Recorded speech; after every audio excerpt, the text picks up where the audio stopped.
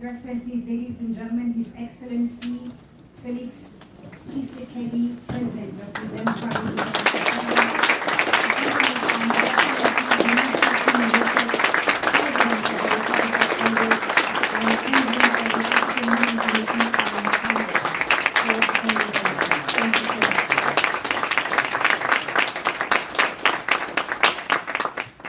I would also like to acknowledge the presence on the floor with them of the UNDP's Director of the Regional Bureau for Africa, UNDP, and Under Secretary General, Ms. Ahuna Ezekionwa. Thank you so very much. Good morning, Your Excellencies, distinguished guests. Welcome to this special gathering on the sidelines of the United Nations General Assembly. Towards a fair carbon market for Africa is an important event convened by His Excellency Felix Tshisekedi, President of the Democratic Republic of Congo, in partnership with the United Nations Development Program, UNDP. Our goal today here is simple: to amplify the African voice on the global stage on the very urgent need to ensure a fair and equitable carbon pricing for African countries. We want to make sure the world understands the critical need for a floor price per ton of carbon credit in the three large forest basins. A fair price would reduce the unjustified gap between carbon pricing in the West and in Africa. This is not just, ladies and gentlemen, a mere issue of going green. It's a crucial development imperative. Financing, as you know, remains a huge challenge for African countries working to address the climate crisis. So we're here today to talk about how do we even begin to address the issue of financing? How do we make a dent in the climate crisis when the costs seem so staggering? Well, one area that we'll be discussing today is, of course, carbon markets, which have been identified as a practical financing option for Africa. But African countries, of course, as with many other issues, are not near to getting what they deserve when it comes to carbon pricing, and that's despite the immense wealth of forest resources and green basins. And part of the problem is that there's no single carbon market price, which often leaves African countries at a disadvantage, as you know.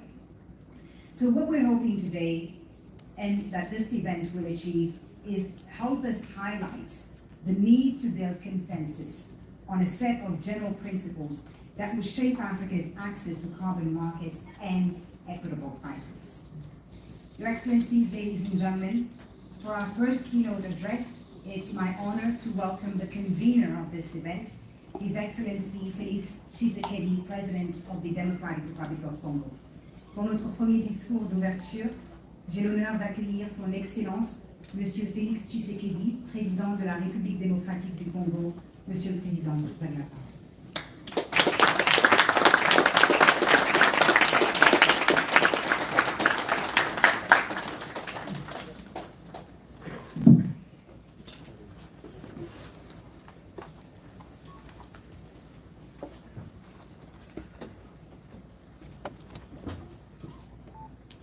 Excellence, Monsieur Denis Sassou Nguesso, président de la République du Congo.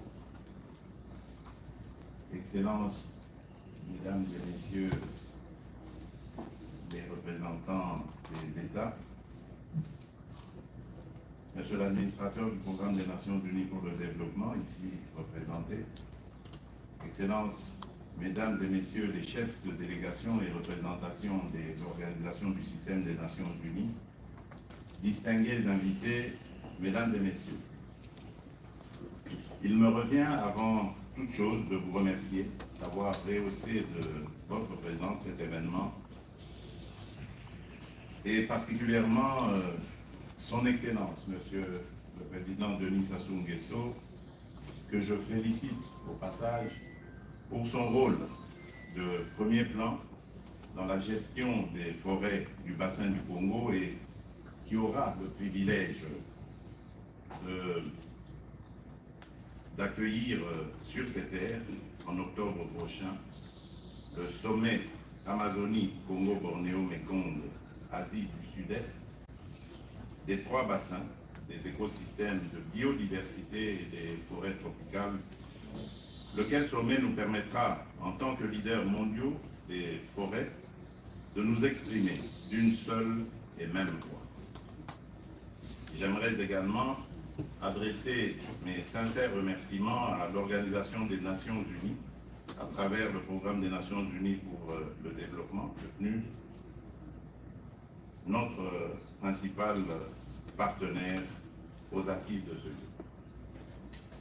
Mesdames et Messieurs, distingués invités, je ne pourrais poursuivre mon propos sans m'appesantir sur les événements malheureux enregistrés il y a peu des suites du dérèglement climatique dont les effets dévastateurs ont eu à affecter des régions jusqu'ici épargnées et ont causé de nombreuses pertes en vies humaines, telles qu'à Calais, dans la province du Sud Kivu, en République démocratique du Congo, au Malawi, au Mozambique notamment, et plus récemment dans la région septentrionale du continent africain où le Maroc et la Libye déplorent à ce jour de nombreux décès en sus des dégâts conséquents, des dégâts matériels.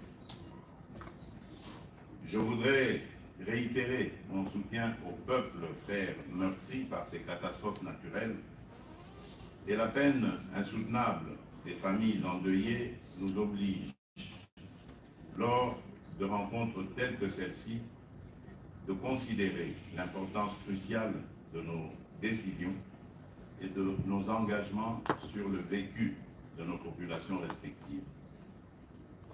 À cet égard, je voudrais vous prier de vous lever et d'observer un petit moment de recueillement en mémoire des victimes.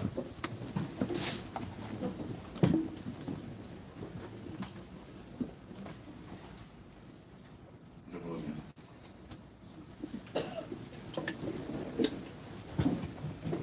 Excellences, Mesdames et Messieurs, les perturbations climatiques constituent de nos jours une pandémie écologique aux conséquences désastreuses. Ce n'est un secret pour personne que l'action humaine reste à la base de ces changements climatiques qui nous imposent la sécheresse ou les inondations aux conséquences écologiques, économiques et socio-sanitaires lamentables. La planète Terre, notre patrimoine commun, est, comme vous le savez, en danger. À cet effet, sous mon leadership, mon pays s'est résolument engagé dans la voie diplomatique pour concilier nos intérêts communs, à savoir lutter contre le changement climatique et assurer un développement économique durable et harmonieux. Il y a donc d'un côté l'urgence de maintenir l'augmentation de la température en dessous de 1,5 degré Celsius, tel que fixé par l'accord de Paris, un objectif qui devrait nous mobiliser tous pays émetteurs et non émetteurs, et il y a de l'autre la nécessité de garantir aux populations locales des alternatives sérieuses de nature à assurer leur stabilisation et leur survie. L'atteinte des agendas 2030, notamment ceux des objectifs de développement de l'accord de Paris et de l'agenda 30x30, trouve en République démocratique du Congo une réponse commune dans la mise en œuvre de solutions climatiques basées sur la nature. Plus de 70 millions de Congolais vivent en milieux ruraux et pour lesquels les principales activités relèvent des domaines de l'agriculture et de la foresterie. Fort malheureusement, les modes de production ruraux entraînent des dégradations environnementales très importantes. Mon pays perd chaque année près d'1 million d'hectares de forêts tropicales, dont 500 000 hectares de forêts primaires, véritable coffre-fort à carbone séquestrant plus de 500 tonnes de CO2 à l'hectare. Le principal défi à l'atteinte de nos engagements pays dans les agendas auxquels nous avons souscrit demeure l'accès au financement efficace et souple. À ce propos, le sommet sur le climat qui s'est tenu à Nairobi nous a offert l'opportunité d'une déclaration commune. Excellences, Mesdames et Messieurs, le développement a toujours été la résultante de la transformation des défis existentiels en opportunités de croissance. C'est l'esprit et la lettre de la nouvelle économie du climat. L'article 6 de l'accord de Paris nous offre une opportunité d'innover notre partenariat pour adresser les défis communs de la survie de l'humanité, même si les pays africains, qui sont les moins responsables du désastre climatique actuel, en sont les plus victimes. Il s'agit de capitaliser les échanges des unités de réduction des émissions, autrement appelées crédits carbone, pour financer des projets performants, des solutions climatiques basées sur la nature à bénéfice multiples pour la biodiversité et la population. Ce partenariat gagnant-gagnant pourrait s'articuler sur 3 objectifs. Le premier, mettre en place des contrats de coopération volontaire d'échange au terme de l'article 6.2 pour garantir la fongibilité de nos crédits carbone sur les marchés réglementés.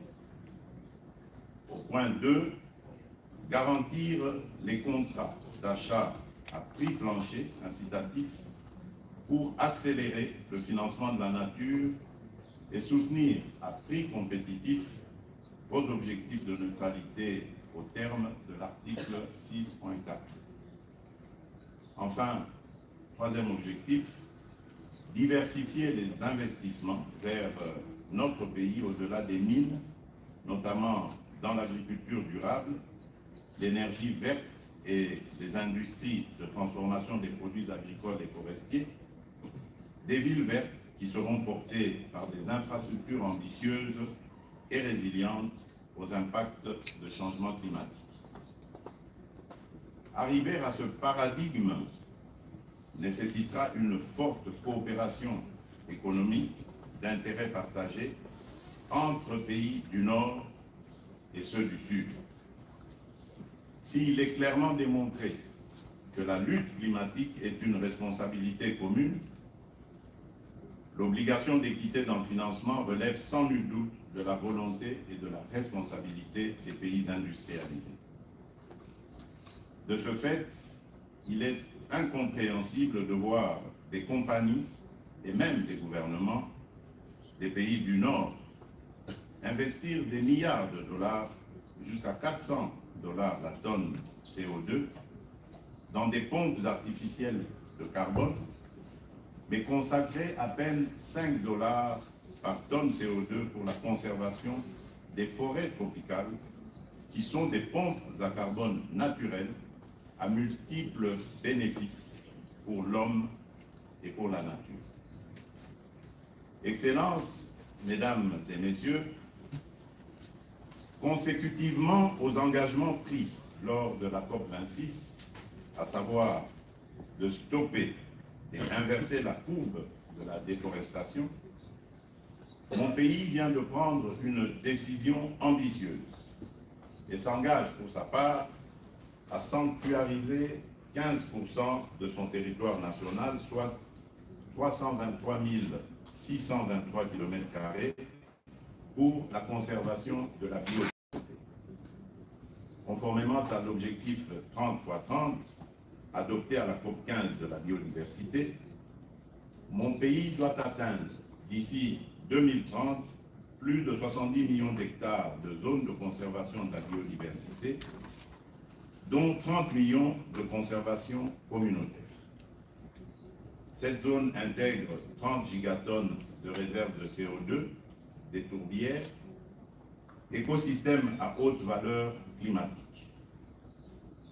Le verdissement de l'économie rurale, dont dépendent près de 80 millions de Congolais, constitue le cœur de notre action.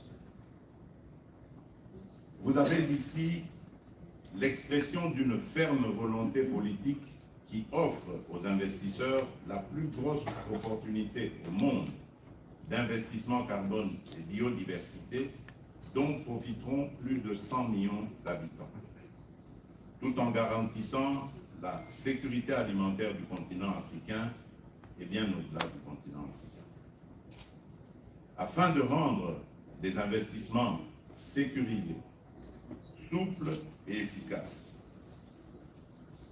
la République démocratique du Congo vient de procéder à la création d'un fonds d'investissement pour la nouvelle économie du climat, un véhicule à capitaux et à gouvernance mixte, alimenté par un pourcentage de transactions réalisées dans les crédits carbone et les fonds des partenaires extérieurs tels que l'enveloppe pays au sein du FCLP, le Forest and Climate Leaders Partnership.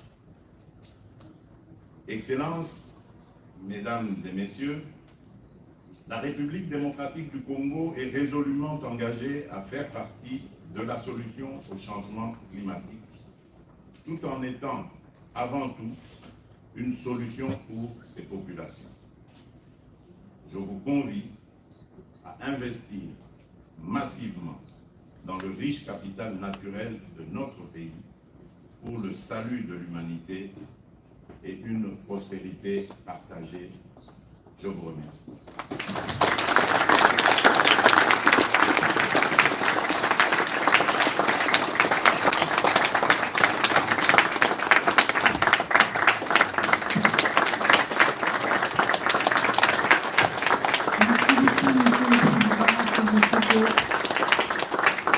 Merci pour votre engagement. Nous vous remercions de nous avoir tous réunis ici aujourd'hui pour cet événement.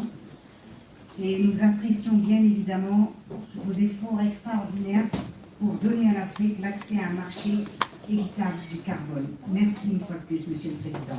Et j'aimerais également remercier Son Excellence Denis Sassou Nguesso, Président de la République du Congo et Président de la Commission climat du bassin du Congo, pour sa présence ici parmi nous aujourd'hui et pour son soutien. Merci beaucoup, Monsieur le Président.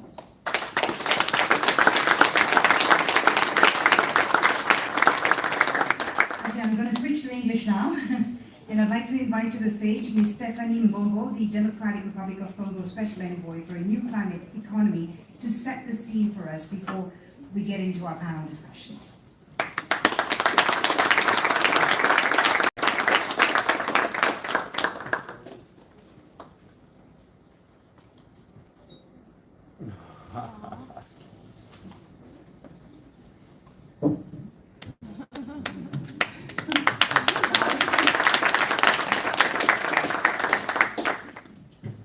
Mote, this is the way we say hello in the two Congos. So if I say mote, you say mote. Mote. Mote.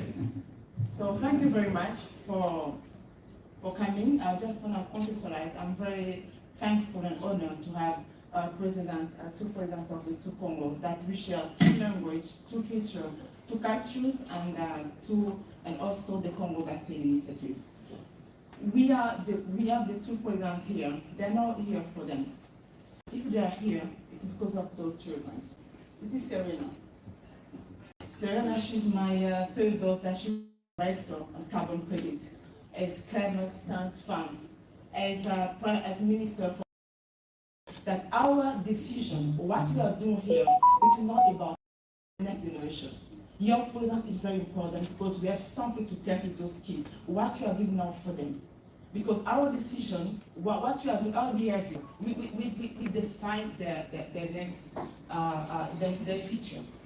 So we have to contextualize here. The DRC, as a leader of climate and new climate economy, is giving us opportunity. That's fighting against climate change is not a challenge. It's become an opportunity of new technology, of business, of winning situation. So we are not here to yell of the spelling work of the engagement, yet never done so far. We are giving you here opportunities. And I'm very thankful that we have CEOs from many states, many of them took their private jet to come here this morning to assist with this. They also make some pollution, but it's okay, we can understand. If now they could engage themselves to buy carbon credits from Congo Basin because of the private jet they pollute, that's why they're coming here. So that's really a good news for you. And then I would like to contextualize. The debate here will be policymaker that we make the debate, and then after the policymaker, we have all the outstanding private sector, really, and philanthropic organizations who are really committed to the climate change. And we are very thankful, and the DRC did its part. Now it's your floor. We give you your offer. You're gonna decide today how to engage for you and also for those children. Thank you very much.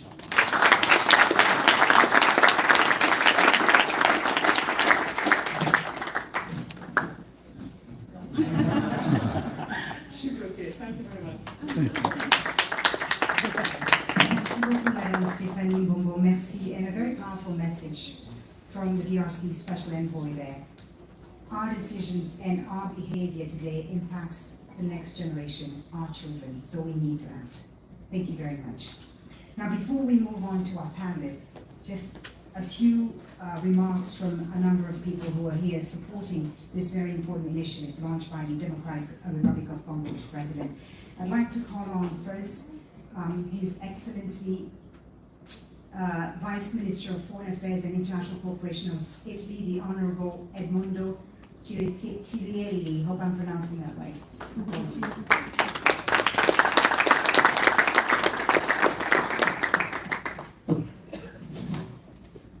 Excellencies, ladies and gentlemen, Mr. President, first of all, I would like to thank President Tshisekedi of the Democratic Republic of Congo and Sassou Nguesso of the Republic of Congo for organizing this interesting event and for inviting President Meloni, whom I represent today. Italy is a country that has a vocation to act as a bridge between Europe and Africa for its history and its geography. The Italian government believes that it's time to start a new type of partnership with the countries of the African continent, equal based on the pursuit of common interests and aim of creating opportunities for sustainable growth that allow young Africans to contribute to well-being of their countries, rather than venturing on illegal migratory channels. This partnership, which will be presented at the Italy-Africa Summit scheduled in Rome for the 5th and 6th November, will be inspired by the figure of Enrico Mattei, commander of Italian resistance and historic president of ENI, the public hydrocarbon company. With his vision, Mattei already in the 50s of the last century was the promoter of balanced and equal relationship with the producing countries, anticipating the current request of change by decades.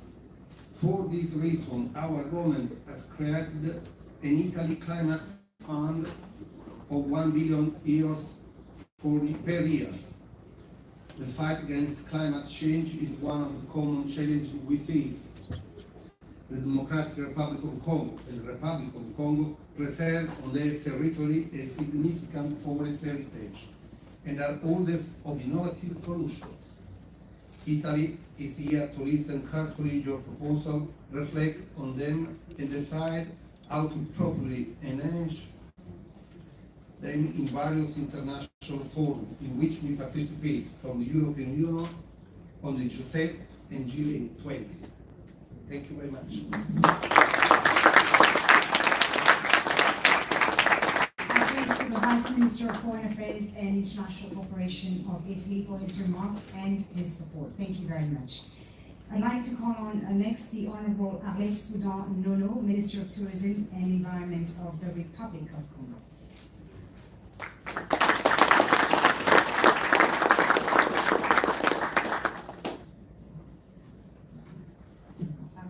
Hello everybody. I prefer to speak French. Déjà pour saluer les deux chefs d'État, c'est tout un honneur de parler en votre présence, messieurs les chefs d'État de la République démocratique du Congo et monsieur le président de la République du Congo, président de la commission climatique du bassin du Congo, qui est mon chef d'État. J'aimerais également corriger l'un des aspects de ma présentation. Je suis ministre de l'Environnement, du Développement durable et du bassin du Congo.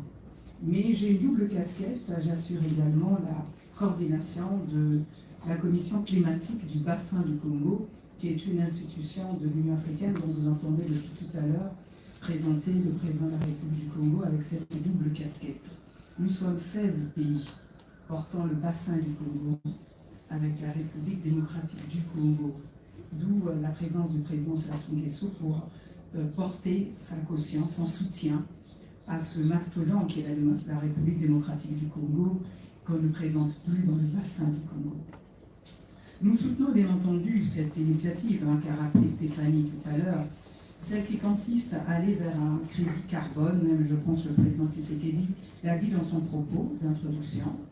Nous voulons avoir un crédit carbone équitable. Pourquoi? Mais parce que le bassin du Congo, lorsque l'on parle du bassin du Congo, vous connaissez les forêts qui séquestrent à elles seules pas moins de 1,5 milliard de tonnes de CO2. Mais nous avons également ce que venait de rappeler le président Tshisekedi tout à l'heure, les tourbières, ce qu'on dit en anglais les peatlands. Et la différence entre les écosystèmes forestiers et les tourbières, c'est que les tourbières stockent pas moins de 31 milliards de tonnes de CO2.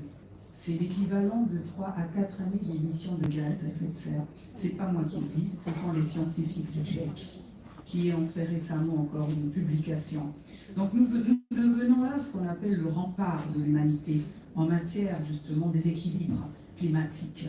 Lorsque l'accord de Paris préconise le maintien de notre température, de notre climat à 1,5 degré Celsius, mais pour maintenir ce climat, il nous faut préserver ces tourbières du bassin du Congo, parce qu'en cas d'exploitation, même durable, eh bien, nous basculons de 3 à 4 degrés Celsius. Donc vous comprenez que lorsque nous rendons ce qu'on appelle ce service écosystémique au reste de la planète, nous sommes donc de bons élèves de l'atténuation, nous n'émettons pas beaucoup. Et donc nous voulons là avoir des fonds d'adaptation pour aller vers une transition énergétique. D'où l'équitabilité de mettre en place ce que nous-mêmes, l'engagement que nous avons nous-mêmes pris, je vous le rappelle, l'accord de Paris. L'article 5 de l'accord de Paris nous fait obligation de maintenir notre réduction des émissions de gaz à effet de serre. Nous sommes de bons élèves, vous l'avez compris. Mais sauf qu'il y a un verrou, l'article 6.2 de l'accord de Paris, qui porte sur le crédit carbone souverain. Parce que là, nous sommes dans un marché qui est dérégulé, vous le savez, le marché volontaire, 5 à 10 $ la tonne. Nous avons besoin d'aller vers un développement durable, intégral, une transition écologique, une transition énergétique, parce qu'on ne peut pas se développer sans énergie. Nous avons besoin d'une agriculture qui doit être résiliente au climat, mais pour cela demande des fonds. Et particulièrement, nous avons besoin de financement pour l'objectif de développement durable numéro 3, celui qui porte sur l'éradication de la pauvreté, parce qu'au centre, nous avons des populations. Et vous comprenez pourquoi nous devons aller vers un marché régulé, Et dans les conclusions de Nairobi, nous avons porté également, les 54 États africains, portant également ce marché carbone que nous voulons souverain. Et je vous rassure, hein, nous parlons d'une tonne que nous voulons à 30 $, à 70 $ pour commencer, parce que je vous rappelle que les pays de l'OCDE portent déjà la tonne à 120 $ à ce jour. Et nous sommes tous pays partis de l'accord de Paris. Et donc nous disons simplement, nous tendons la main au reste du monde, aux pays du Nord, aux partenaires techniques et financiers, de nous accompagner. Je vois la directrice générale Afrique du PNUD, qui est là, que je salue, Aruna. Et nous allons abriter justement avec le PNUD à Brazzaville, le 26, 27 et 28 prochains, ce que le président Tshisekedi également l'a dit dans son propos, dès son ouverture de propos, le sommet des 3 écosystèmes forestiers et de biodiversité mondiaux, et à savoir l'Amazonie, le Bornéo-Mekong de l'Asie du Sud-Est et le bassin du Congo. Vous êtes bien entendu, pour ceux qui recevront le sésame d'invitation signé par le chef d'État, mais pour le commun des mortels que nous sommes, nous avons bien entendu un site internet avec des inscriptions en ligne. Vous êtes donc les bienvenus, parce que nous sommes condamnés à œuvrer ensemble. Il n'y a pas deux planètes qu'une, et il n'y a pas un peuple qui doit serrer la ceinture pour que d'autres respirent. Il y a simplement des populations qui ont besoin d'une économie circulaire que nous voulons lever pour tous être à égalité. Voilà à peu près ce que, au nom de la République du Congo, avec l'autorisation du président Denis Sassou Nguesso, qui m'a autorisé à prendre la parole, je pouvais donc prononcer comme propos, tout en saluant bien entendu le leadership du président Tshisekedi de la République du Congo, qui est soutenu bien entendu avec celui qu'on ne présente plus, cet écologiste chevrier qui est le président Denis Sassou Nguesso, qui porte ce bâton de pèlerin depuis Rio +20 et qui nous a fait l'honneur d'être présent parmi nous, tout en vous remerciant encore une fois de plus. Merci.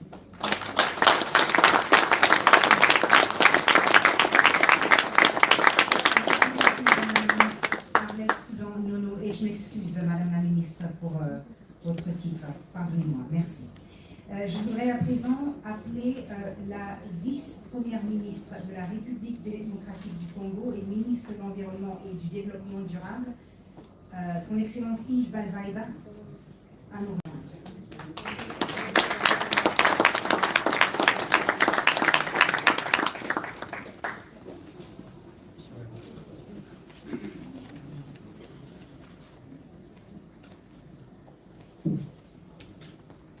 Merci.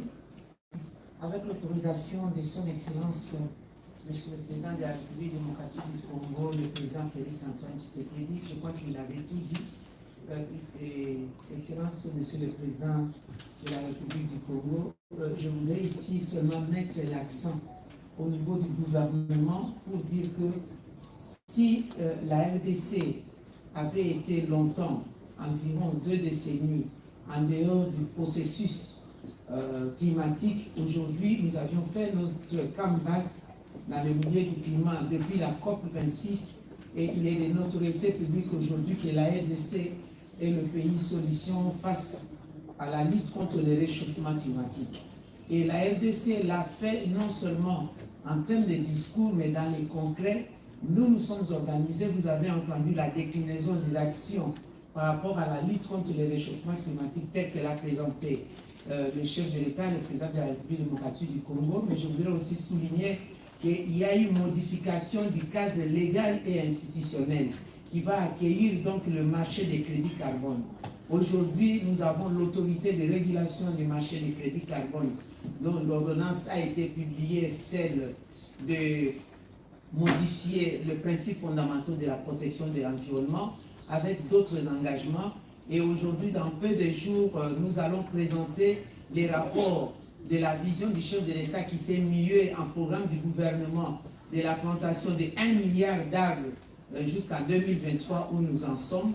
Tout ça, ça fait partie des activités pour montrer combien la République démocratique du Congo est préoccupée par la problématique du climat. Notre préoccupation, c'est par rapport au potentiel. La République démocratique du Congo, ça signifie 62% au sein du bassin du Congo. Le bassin du Congo qui a un couvert forestier de 268 millions de kilomètres d'hectares plutôt de forêts tropicales humides et nous en sommes à 155 000 km², donc 62%.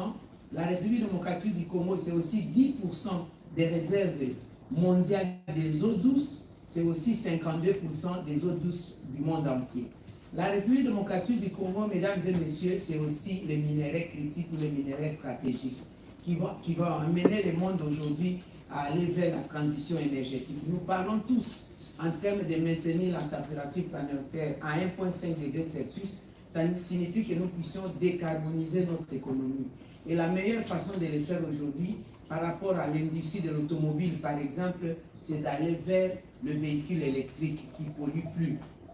Alors, pour atteindre ces objectifs, il faut aller vers la République démocratique du Congo, où vous avez la capacité d'avoir les intrants pour les batteries électriques et pour tout ce que nous appelons les smart cars. C'est pourquoi, au nom du président de la République démocratique du Congo et du gouvernement congolais, vous nous avez entendu dire désormais, dorénavant, tout ce qu'il y a comme ressources naturelles de la République démocratique du Congo vont être non seulement exploitées, mais transformées aussi localement pour nous permettre d'accéder facilement à cette transition énergétique pour que nous ne soyons pas en dehors. Donc je termine par dire que le potentiel environnemental de la République démocratique du Congo nous ramène dans une responsabilité. Cette responsabilité face au réchauffement climatique, nous ne polluons pas, nous ne pouvons pas dire parce que nous ne polluons pas, nous n'allons pas nous engager à la lutte contre la pollution. La responsabilité, elle est commune, mais elle est différenciée. C'est l'occasion pour nous de rappeler à tous les engagements, de mettre la main dans la poche des pays industrialisés qui sont responsables de 80% des pollutions dans le monde. C'est le G20, on ne le dira jamais assez. Et ces autres pourcents, c'est la responsabilité des pays intermédiaires. Eh bien, nous leur demandons que le fonds qu'ils vont mettre dans la lutte contre le réchauffement climatique ne constitue pas des dons. Nous sommes en train de quitter progressivement de l'aide humanitaire aux dons vers un partenariat gagnant-gagnant. Ce n'est pas moi qui l'ai dit, c'est le monde entier qui l'a accepté dans les ODD, les SDG, les objectifs de développement durable, et les 17e objectif, il parle donc de la coopération ou des relations gagnantes-gagnantes dans la lutte contre le réchauffement climatique. Voilà, mesdames et messieurs, ce que j'avais à ajouter. Bienvenue à la République démocratique du Congo, c'est couvert pour ce qui va vous offrir donc le marché des crédits carbone et dont les fonds iront tout droit vers l'infrastructure sociale pour le développement durable. Nous sommes dans la durabilité. Ce n'est pas l'aide humanitaire ou des actions sporadiques qui vont développer les États, mais c'est plutôt la durabilité. Je vous remercie. Merci beaucoup, Madame la Ministre, pour la vice-ministre et ministre de l'Environnement et du Développement. Sassou doit malheureusement nous quitter. Merci beaucoup pour votre présence et peut-être une photo de famille avant son départ. Merci beaucoup. Merci.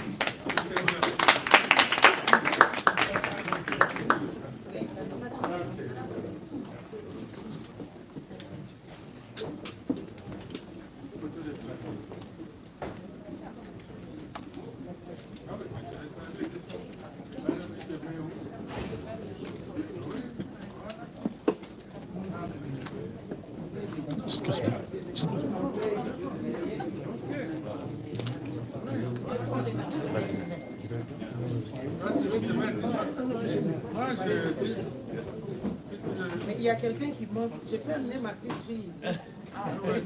Serena, viens, c'est moi.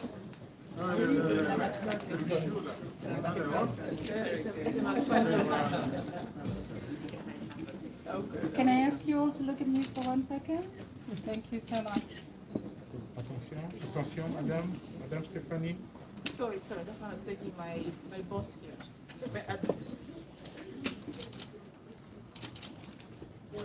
Merci beaucoup. Merci à tous. Merci, Monsieur le Président Sassou. Merci à tous.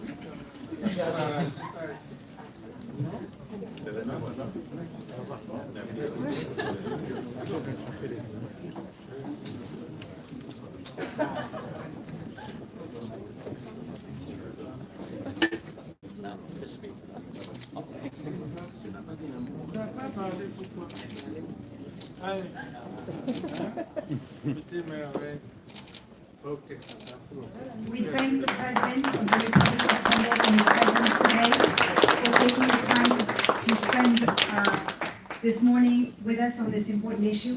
Thank you very much once again. We are now going to get into the thick of things, delve deeper into this issue, and our high-level panel discussion as we continue to raise awareness about the need for a fair carbon price that will reduce the unreasonable gaps between Africa and other regions. So let me now introduce our distinguished panelists to you. We have with us Christine Schulz, Director General of the Worldwide Fund for Nature, WWF. Welcome. Also with us, Kelly Kazer from the Bezos Earth Funds. Oliver Lanville, Manager of African Carbon Markets Initiatives, ACME, which is the Global Energy Alliance for People and Planet. Andreas Dahl Jorgensen, Director of the International Climate and Forests for Norway. And I think I have everyone, right? Did I forget them? Yes, Marianne Maguires. Am I pronouncing your name right? Close. Thank you so much, Marianne. Head of Environmental Strategy and Advisory at Heartspring. Thank you so very much, and thank you for your patience. And Ahuna from UNDP Africa is still with us, of course, as is His Excellency President Tshisekedi. Now, so let's get into the conversation. Maybe I will start with you, Christine. And what do you make of what you've heard so far this morning? And what is your reaction to this request for a floor price by many governments? Thank you very much, and thank you also for inviting me to be on this panel. I mean, let me start by congratulating His Excellency, the President of the Democratic Republic of Congo, of launching this initiative and of bringing this group of people together. I really think it's a unique moment in time, because as WWF, we've been working in the Congo Basin, and particularly also in the Democratic Republic of Congo, for 40 years. 4 decades of work on conservation, on doing exactly what we're trying to do here today, which is to conserve one of the world's most important tropical forests in the world.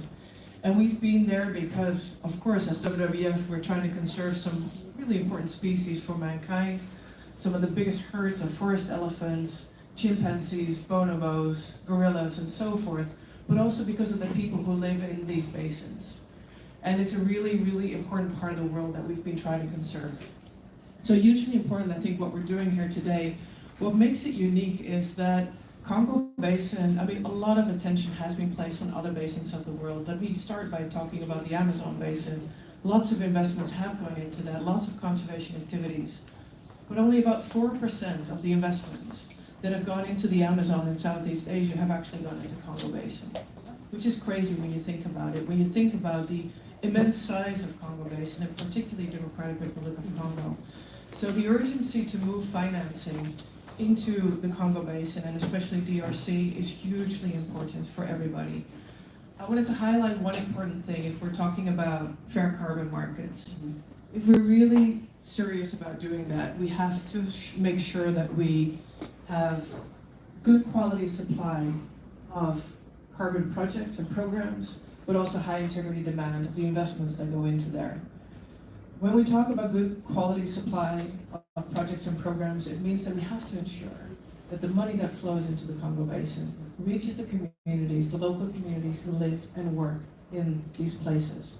And that, I think, is one of the biggest challenges that we have to ensure if we want to make sure that we're successful in reaching the communities. We have to make sure that there's equal benefit sharing between all the communities and that the money actually reaches the people.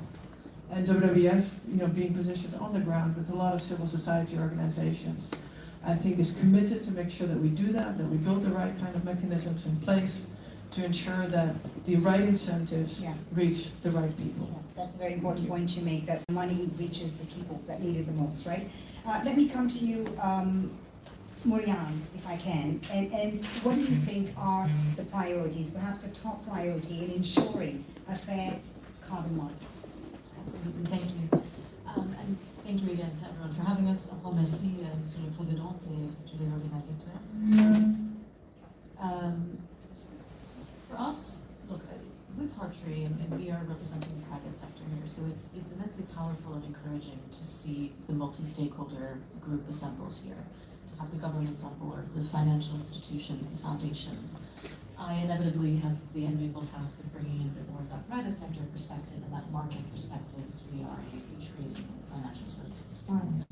And so what's really key here for priority to ensure that price is really looking actually at the demand side of the equation, because the reality of markets is that you always have to come to that fundamental of supply and demand. And when we look at the Democratic Republic of the Congo, the supply side potential is abundantly clear, and I don't need to opine on that. To really get to that floor price, to get to the level of 100 euros or dollars per ton, as opposed to what you're seeing now, especially in the voluntary carbon markets, you really need to understand demand. And that means understanding what your customers are ultimately looking to do. So in a voluntary market context today, where a lot of corporates have come under increasing pressure, scrutiny, they're really looking for a degree of transparency and visibility at the project and ground level so that they can do their due diligence. Which means that inevitably, to supply into that market, we need to help countries, governments, and market participants set up the mechanisms to do that. That means really strong data monitoring, accountability, verification. It means setting up the policies and frameworks so that people can understand outside the context of the country, what do those revenue flows look like? How is that money going into those local communities? That's going to unlock more value and ensure that these credits become branded high quality and high integrity in the voluntary context. In compliance markets, or an Article 6.4 market mechanism under the Paris Agreement, where governments will hopefully be able to trade with each other, I'm going to do a super quick history lesson here. Yes, but make it quick, please. If you go back to looking at, say, for example, the EU ETS as a landmark piece of carbon regulation, and you go back to the Kyoto Protocol, the reason that the CDM market ultimately failed, unfortunately, because there was no cost to issuers to supply. That kept the prices low, it flooded the market, and ultimately resulted in the European climate agenda not being met, and they then disallowed CBRs from the EU ETS, and that ultimately ended the CDM market. What did we learn from that, and how do we avoid that happening again? Again, it comes back to that imperative of the so-called cost, whether that's for the buyer, but also the supplier. And so in the context of a country like the DRC, that cost is not the cost on your supply, but again, it's have you set up the infrastructure? Do we have the systems? Can the countries who are signing 6.2 bilateral agreements or looking to buy under 6.4 trust that the climate agendas are aligned and the sort of transparency is there? Right. Okay, great. Great point you made there about setting up the mechanisms, right? And maybe I'll put that to Andreas from Norway and the International Climate and Forest. Morian talked about helping countries like the DRC set up these mechanisms. How do we ensure that, and how do we set up that floor price that we've been talking about? Thank you so much, and thanks for having me, Your Excellency, Mr. President. I'm really delighted to be invited to be here. And it's a very important initiative that you're presenting. I think we have been a long-term, consistent partner of DRC, and we will continue to be a partner of DRC in these efforts through the Central African Forest Initiative to work towards protecting forests along a number of sectors and initiatives and regional programs. And I think it's really important that the world scales up support for DRC and for the Congo Basin to protect this invaluable rainforest for the country, but also for the region and indeed for the world. When it comes to carbon, I think we put a lot of effort into promoting high-integrity carbon markets as NICFI. That involves a lot of work, and I think I just want to say this is an important opportunity. It's not a silver bullet. It's going to require a lot of hard work. Of course, the major work is to protect the forests and reduce emissions, but also to setting up the infrastructure to allow high-integrity supply of carbon. And I'd just like to emphasize three things. One is to have a credible monitoring system, and I think that requires a lot of technical work to implement. I think we generally promote national systems for forest monitoring, so that countries own their own data, that they can use it not only to monitor results and verify progress, but also to evaluate the progress of policies. The second is the accounting and the standard, and I think that goes both on the environmental integrity and the social integrity. environmental integrity, I think it is critical that we are implementing RED the way we agreed under the Climate Convention at a jurisdictional scale, both to avoid leakage between projects, but also to allow for a system that supports the entire effort of the government and the communities. Of course, there could be good carbon projects as part of that, and I know there are a number of project developers here, but I think it's critical for the environmental integrity that it's part of a nested jurisdictional framework. And of course, the social safeguards. The last point was always already talked about, which is the crucial importance of benefit sharing and making sure that those actors on the ground that reduce emissions benefit from it. And there, I think DRC starts from a very has a good opportunity. The biggest driver of deforestation in DRC is driven by poverty, slash-and-burn agriculture, charcoal, and so on. And there is a lot to build on. Under the Coffee Partnership, there is an effort to build the Payments for Environmental Services scheme. I think that's an opportunity to bring in more funding from that, perhaps initially by philanthropy, but potentially also over time from carbon markets. So I think this is an important opportunity for DRC and of course for other countries. So we are, to your question, favorable of advancing carbon market opportunities and hope that DRC will also benefit from that in the future.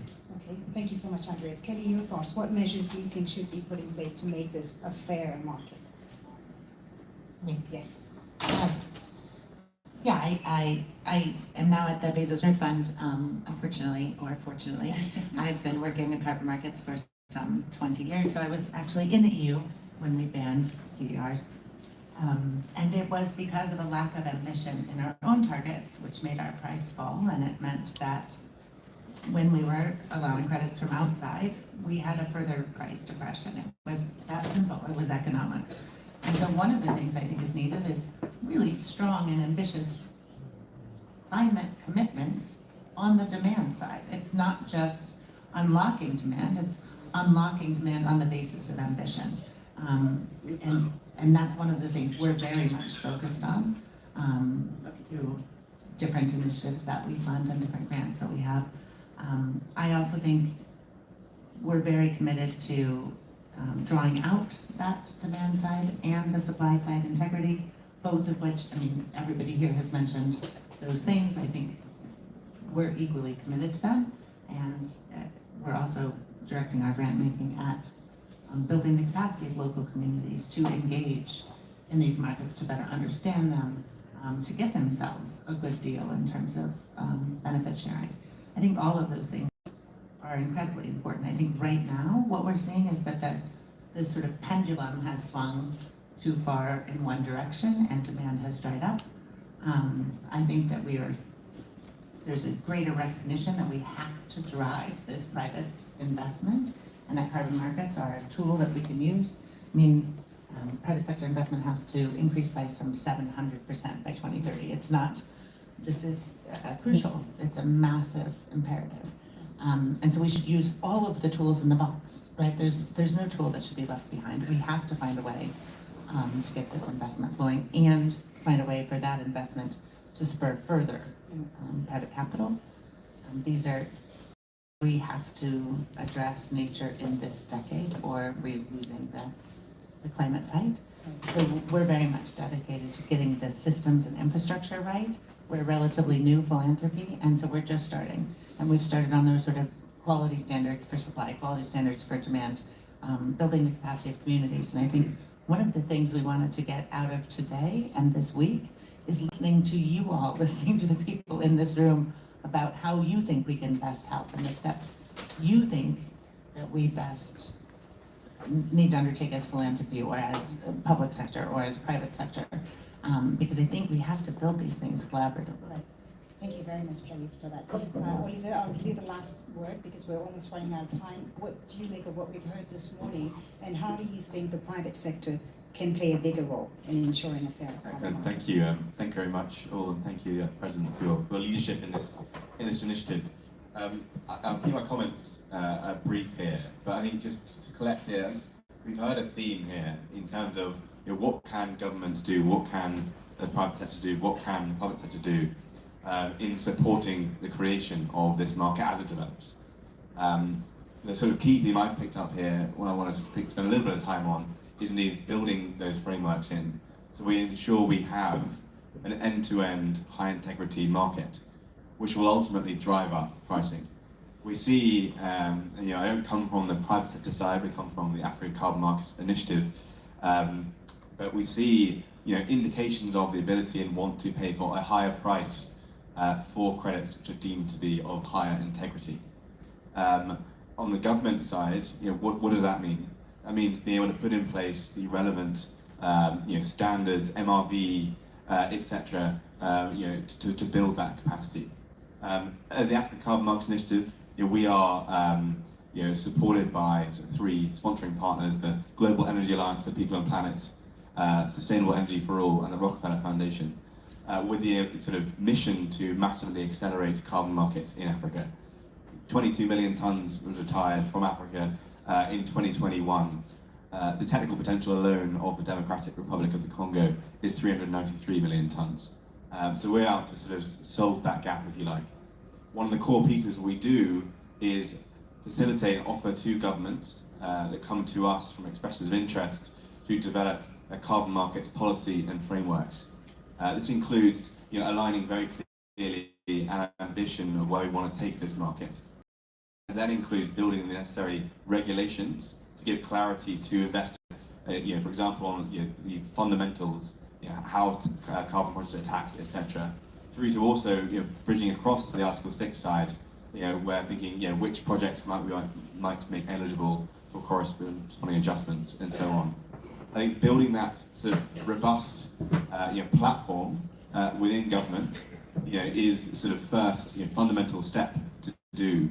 And we're already supporting, you know, Mozambique, Malawi, Ghana, Nigeria, Rwanda, and indeed Kenya. Kenya, which announced its climate change amendment bill at the African Climate Summit. So in full agreement with panelists here, to create a sort of high integrity market on the supply side, which ultimately will go some way towards creating a fair carbon market. Thank you. Thank you so much. And we'll end on a positive note. Thank you to all of our panelists. Please, a round of applause for our panelists. We're very discussion, conversation around the urgent need for a fair market price for carbons and what Africa needs to take advantage of its resources. Thank you once again. And now for our closing remarks, I'd like to call on Ms. Ahuna Kionwa, the Undersecretary General and UNDP's Director of the Regional Bureau for Africa, to give closing remarks. Yes, you can.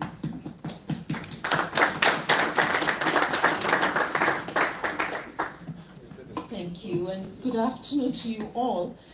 May I start really by congratulating two President Tshisekedi and President Sassou, not just for launching this event, but for understanding the importance of this issue and climate change in general, to the point that they appointed two women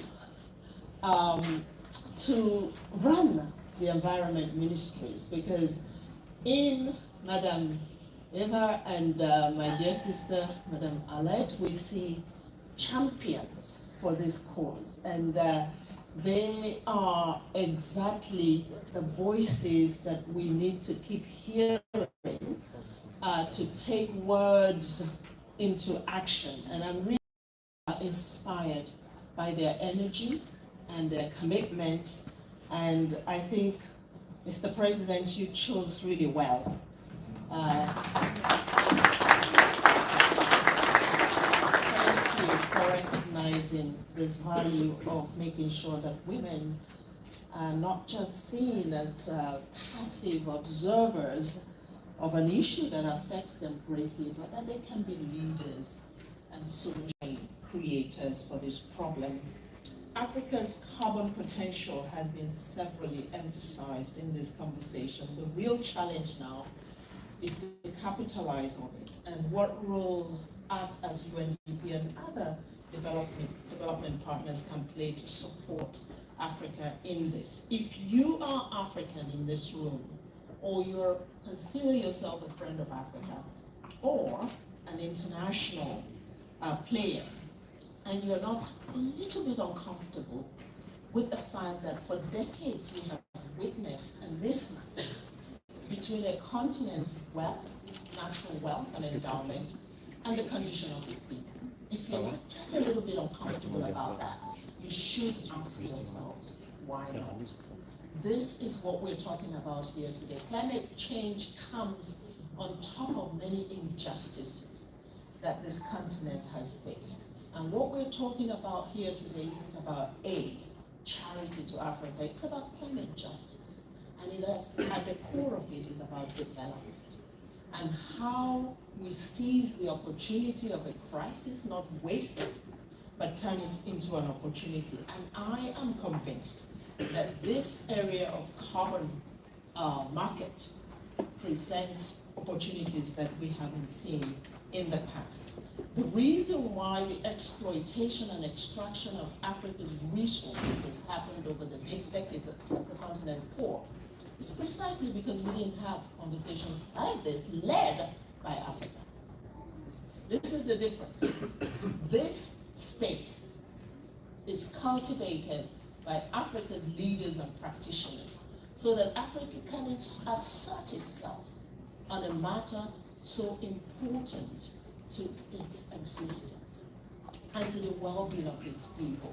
When Africa takes the lead, not to say the world, come help us and give us the crumbs, but to say, actually, we've got the resources.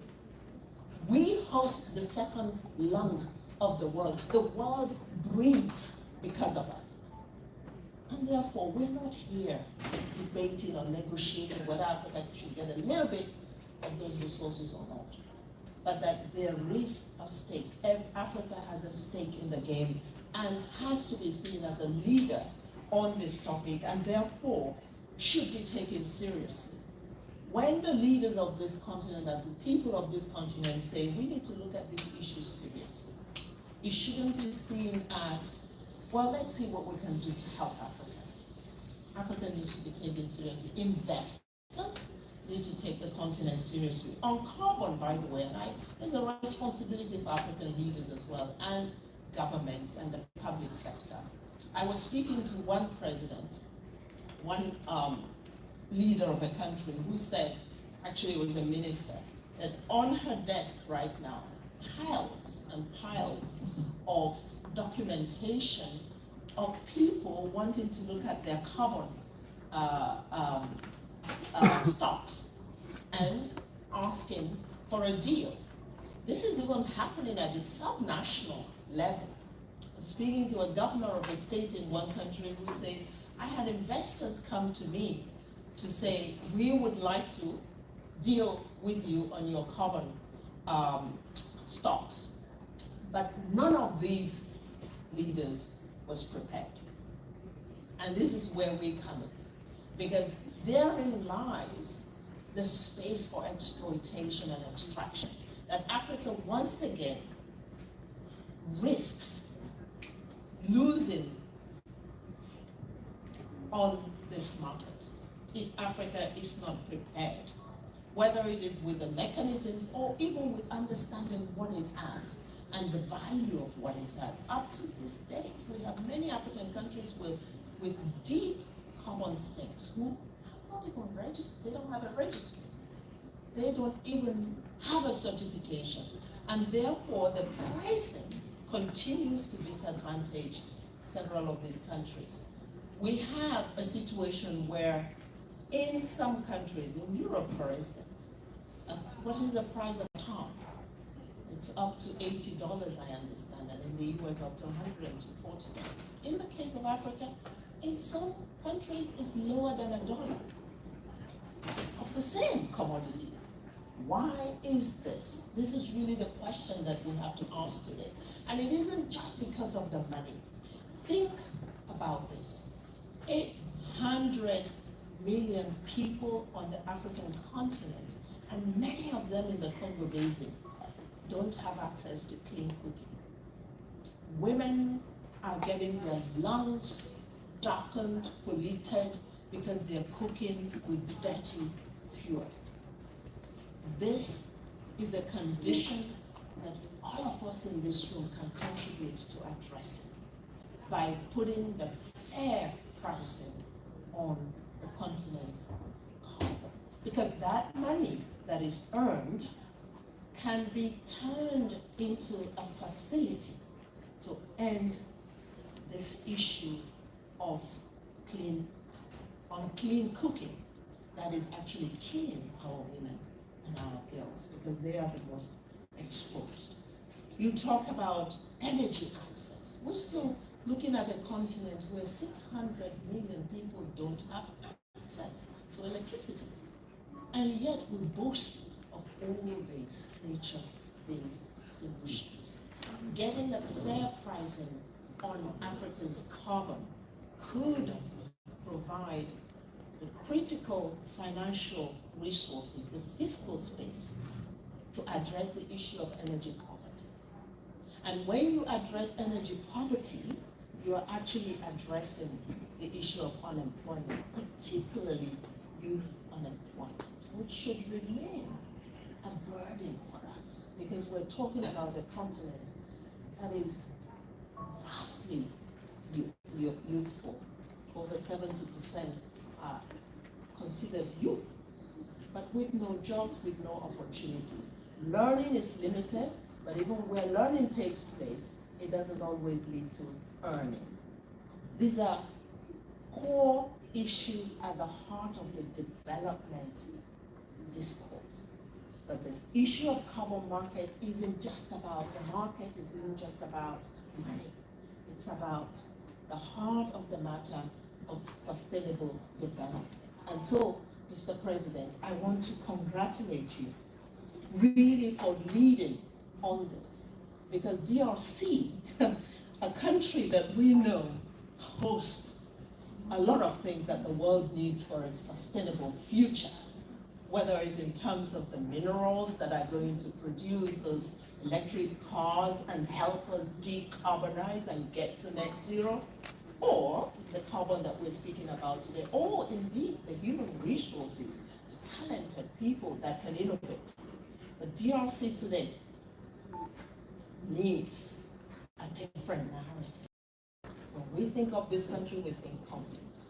We think aid, humanitarian aid, displacement, but this is actually a country that has a huge amount of what the world needs to survive, and that's why this conversation isn't just about what we can do to help. It's about how we need to form a coalition that helps us stay in the business of sustaining peace and development, not just for Africa, but for our world.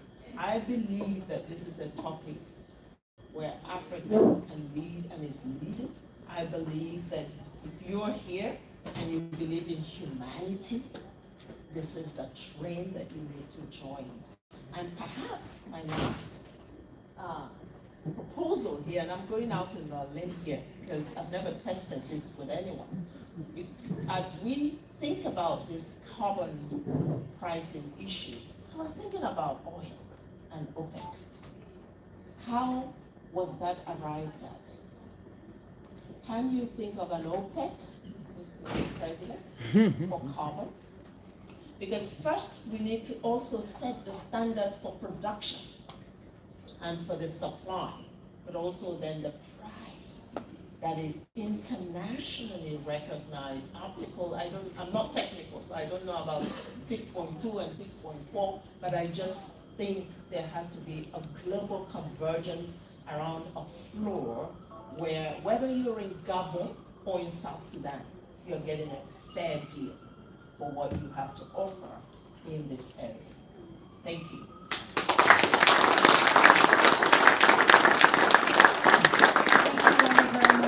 Thanks once again to His Excellency Felix Tshisekedi of the Democratic Republic of Congo for organizing this event today with UNDP. Thank you to the UNDP's Africa Director General. Thank you so much to all of our panelists once again. Wishing you an excellent afternoon. Thank you very much.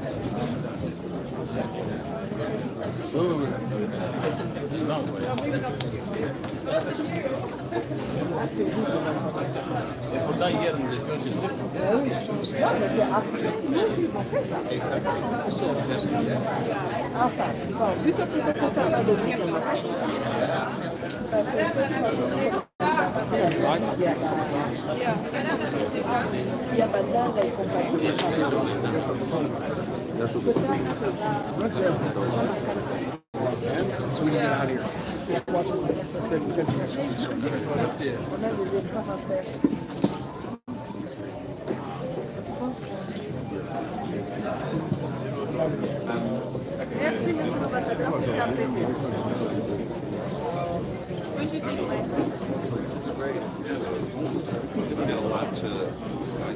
I think the bottom line is the demand is the biggest aspect.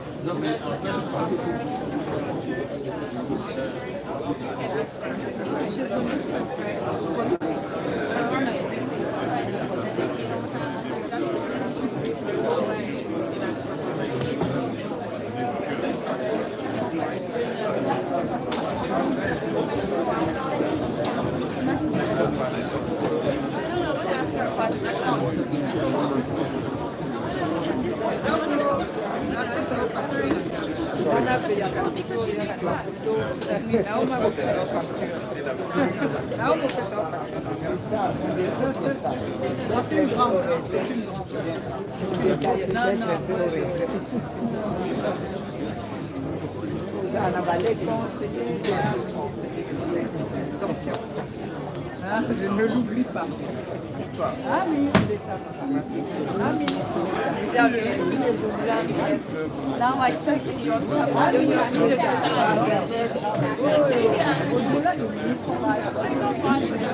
Ok, merci. Papa,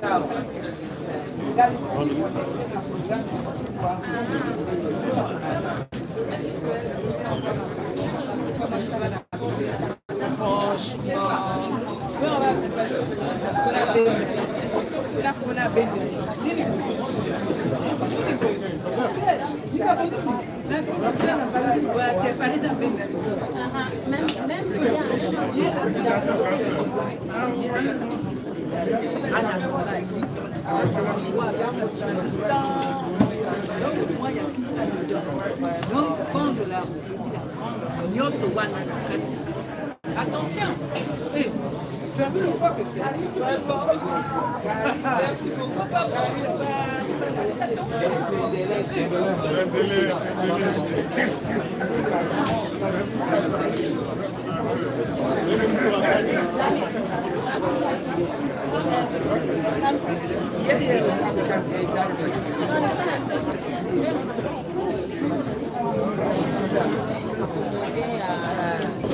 On a voir pour calmer à la gîte. Oui.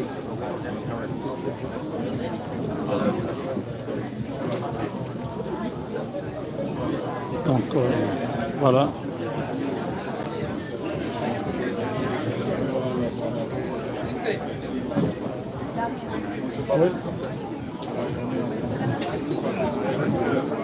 On pouvait voir, le président est là, derrière.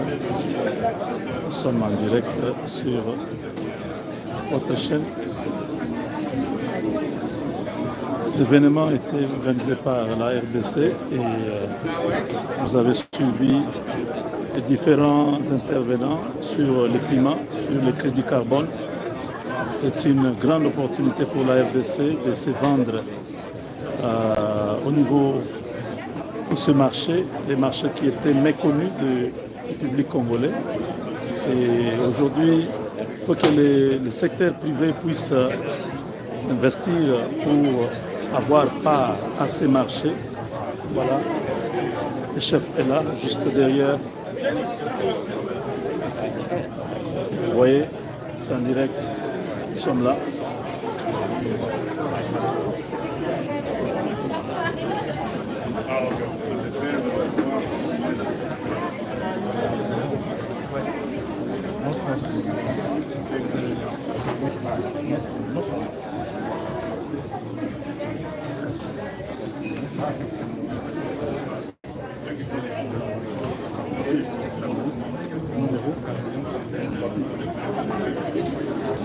Merci, merci de nous avoir suivis et à très bientôt. Au revoir.